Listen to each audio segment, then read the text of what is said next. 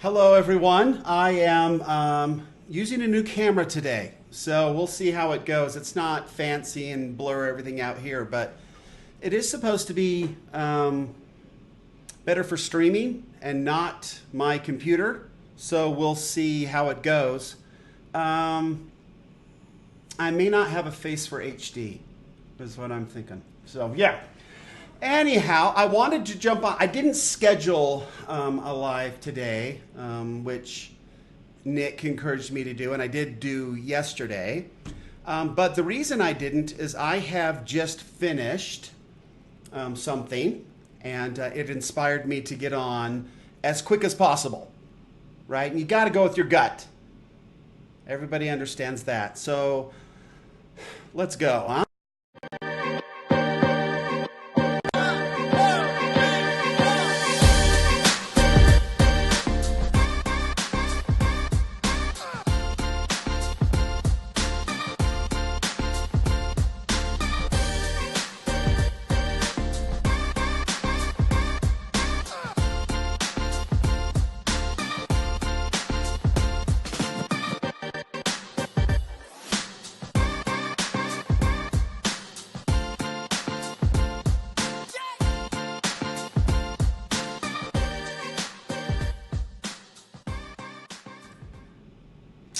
There you go. Well, not bad. Welcome to the Little Black Couch. My name is Aaron Stewart. This is a continuing journey of entrepreneurship. I have been doing this a while. So you think that, well, I'm sure I've improved at it somewhat over the years. There are still times when you can be reminded of just how human we all are. And today is one of those days. So let's just bring in our buddy, the couch. So the reason this is so wonderful, this new webcammy thing, is because I can see Buddy now just right here. So like he's there, right? So let me bring him up on the live shot here. And there he is. So that's not very nice. Oh, hey, normally I shut my door. Oh, yikes. Nobody look at the whiteboard. That's got all my fancy plans on it right there. So no zooming in. Yeah, anyway, it's, yeah, there's, you know what, here's a perfect example. I don't even know if you can see my mouse working there, but so that whiteboard used to be in a room that's more located over in here. Then I made room for my wife to join me in here so she could have her own office as well. And so I took the whiteboard off the wall, and this whiteboard is huge and heavy, and I could not hang it myself. I mean, it's got to be 10, I mean, it goes clear down like into here. I mean, it's huge. Anyway, so I had it taken off the wall, and I brought it in here probably 8 months ago, and it's still on the floor. So, yeah, so there you go. Buddy here is calling me a bozo, which is not nice, but accurate. So I just barely got off. So as many of you know, I've been doing this 8-part series, which may turn into a 30-part series. I don't know at this point. I'm still going to try to wrap it up in 8. But a lot of the topics that I thought I was going to be able to chunk together have now been pushed to subsequent shows, and I don't know what's going to happen when it all shakes out. I'm sticking with 8, and maybe I'll just talk about how to make, you know, it's a raising an entrepreneur series, 8-part series, and it may just be sort of raising a 5/8 of an entrepreneur, and just leave the other part out because it's the, you know, you can't know everything. So anyway, so here it is. I come in here, and obviously when I do a podcast, it's a little different setup. It's not like, I don't have all the fancy software running for a podcast. I usually just, I used to do it on my phone, and now I actually do it on my computer, and I've got my little Blue Yeti mic set up right here. You can't really, oh, maybe I can, this little fella, right? So that goes back, and oh dear, now I've caused all kinds of problems, but oh dear, that's not what you want, is it? So apologize. The framing's now, no, the framing's all right. Okay, So I've got the mic up, and so then I just record into the mic, and I gather it here on my computer, and I actually just do it in Audacity now, which is just a free, cheap little program, but it makes it so easy to do podcasts, because you do that and then you spit it out and run it through a program called Levelator. Smooths it all out, throw it up, piece of cake. So way easier now to do podcasts than it used to be. So I went and did the 5th show, and I just put a wrap on it, as we like to say in the business, and I didn't have my mic on. So Blue Yeti had not been turned on, and so I explained this to my wife, and my wife said, you know what, you should have a checklist. And I said, honey, that is a great idea, and I've got one right here. But my overconfidence is my weakness, as my father Darth Vader used to say. And it didn't work out. So I will be doing the 5th part of Raising an Entrepreneur maybe tomorrow morning, when my brain is fresher than it is now. But hey, maybe all these discussion topics can marinate for a night, and we'll see what comes out the other end tomorrow. But it leads me into what I did want to discuss today. Not that I'm a bozo, not that isn't an interesting topic, and we could go on forever about it. But what I really wanted to talk about, I better get this over here just in case. But I really wanted to talk about is this idea of gratitude, and it's in the title there. That was going to be the show. It's a feel-good Friday, so I was going to talk about gratitude. And gratitude is a very powerful tool in an entrepreneur's tool belt. And I learned this in a period of a pretty dark period of my life, and not a lot of anybody knows this because I don't talk about it a whole lot. But I'm actually on my 2nd marriage. So Carol and I have been married over 21 years now, which, I mean, if you do some quick math, means that the first one didn't last very long. And it was disaster is probably as good a word as any, especially if you're keeping it rated G like we do here on the Little Black Couch. And so that didn't go well. And it was, I don't want to get into the details, but it wasn't awesome. It wasn't good on the self-esteem. And it wasn't good. I don't know. So how much do you share on these? Hey, Nick, how much do you share on these things? Where's the friendly giant when you need him? But he's the storyteller king. So it wasn't a great time. So I married a girl, and we moved to Vegas, and she went to work in Vegas. I went to work as well, and then went to UNLV, and then she found other stuff to do that didn't include me, despite the commitment that it really should only include me. Is that good enough? I think that's probably far enough. Anyway, so yeah, it didn't work, so it kind of fell apart. And I mean, I was raised mandatory Golf Friday certified. That cool? So anyway, I was raised very conservatively. I was raised that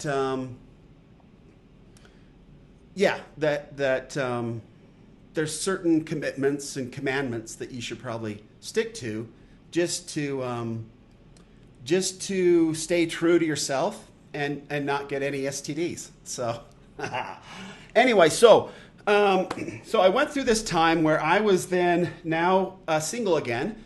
I went on, fortunately graduated from college and went on to graduate school, which was kind of a good thing to do.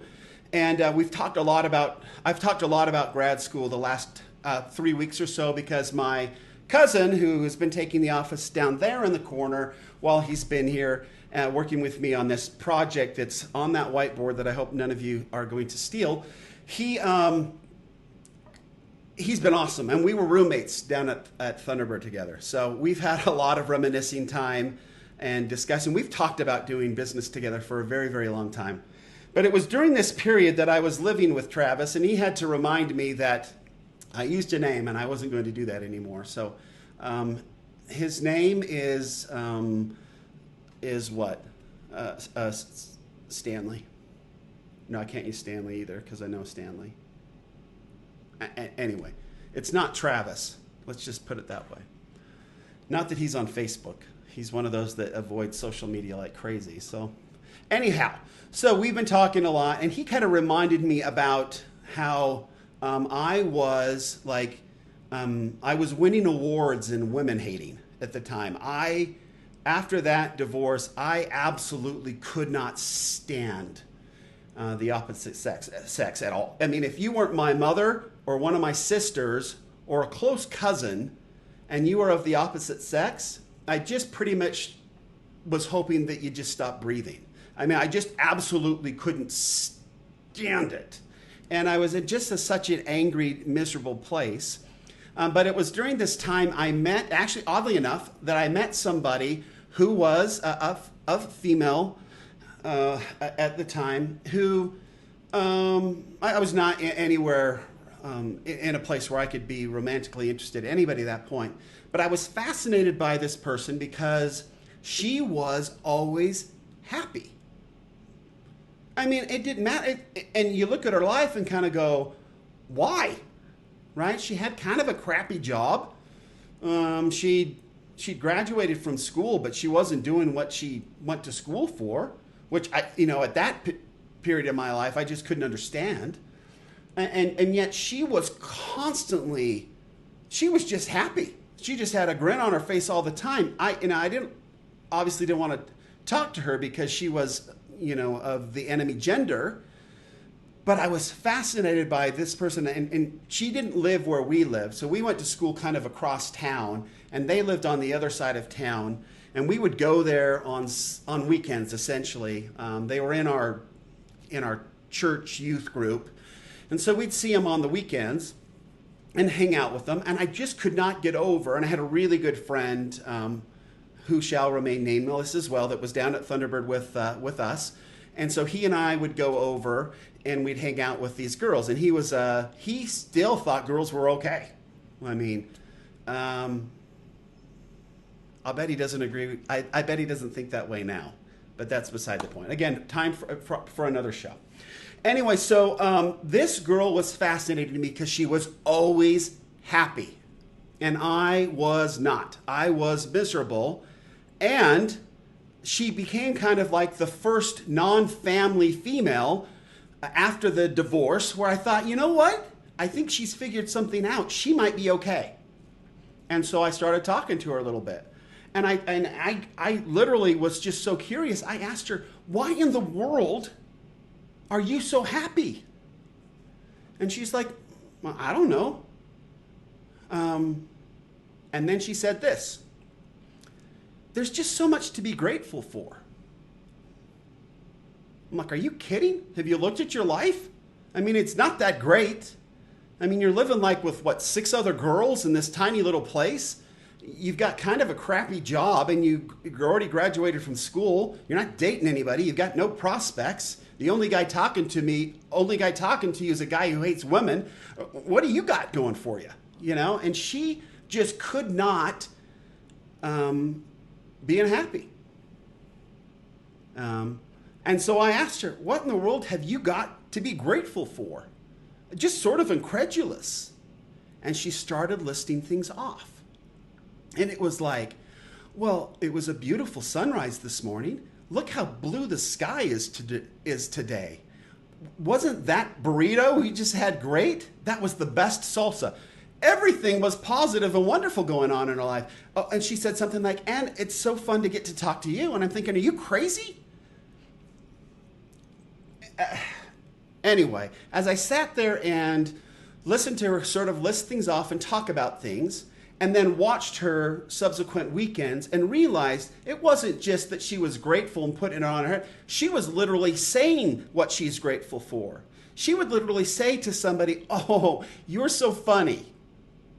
When they said something that was, okay, funny. Or none of us really take that opportunity. She would say, oh my gosh, isn't that cool? Oh, that's the coolest car. That is so pretty. My word, that's a gorgeous shirt.